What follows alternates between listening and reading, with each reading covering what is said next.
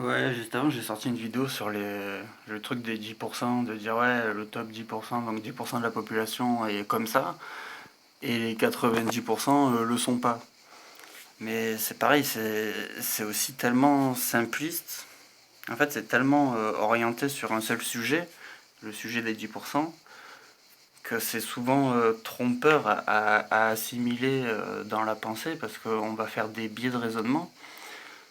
Parce que du coup, on imagine que le 4. Enfin, si par exemple, on va dire 10% de la population est pour, on imagine que le 90% de la population est contre. Alors que tu vois, c'est tellement simplifié que ça veut dire que en qualifiant un des deux groupes, on qualifie aussi l'autre groupe. Mais par exemple, pour donner un exemple dans la réalité, bon, même si c'est quelque chose que je ne conçois pas, mais pour l'image, ça se comprendra bien, on va dire en politique. Par exemple, tu vas avoir, je sais pas, 20% pour les socialistes. Si tu avais la même simplicité de raisonnement en politique, tu dirais donc il y a 80% qui sont pas socialistes. Donc il y a 80% qui sont contre les socialistes.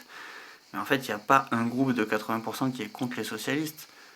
Il y a un groupe de tant de pourcents qui est pour l'écologie, tant de pourcents qui est pour la droite, tant de pourcents qui est pour je sais pas quoi, je m'en bats les couilles. Enfin voilà, t'as compris le truc, c'est qu'en fait le 90%, c'est aussi une association de groupes. Donc il n'y aura jamais une. Quand on parle de. Par exemple, on dit 10% de la population est intelligente, c'est par rapport à des critères déjà drastiques d'intelligence. D'ailleurs, on a mis le barème pour qu'il reste que 10%. Tu vois, déjà, donc c'est un peu tronqué.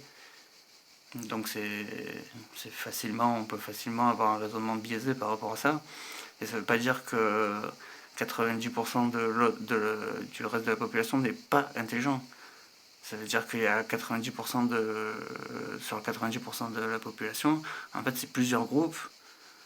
Tu vas avoir du coup les intelligents, tu vas avoir les sensibles, tu vas avoir les communicants, tu vas avoir les surveillants. Enfin, tu vois, il y a plusieurs catégories dans la population.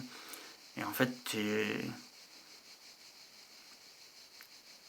quand tu fais sur un pourcentage comme ça tronque automatiquement la réflexion. Parce que tu crées un groupe énorme et démesuré en opposition au petit groupe que tu soulignes. Alors qu'en vrai, c'est comme en politique. Tu sais que ben, lui il a 20%, lui il a 20%, lui il a 19%, lui il a 17%, lui il a 3%, lui il a 1%, lui il a machin. Donc tu sais qu'automatiquement, le 90%, tu arrives facilement à représenter que c'est la totalité des autres concurrents. Et c'est pareil dans les réflexions en fait. Quand on.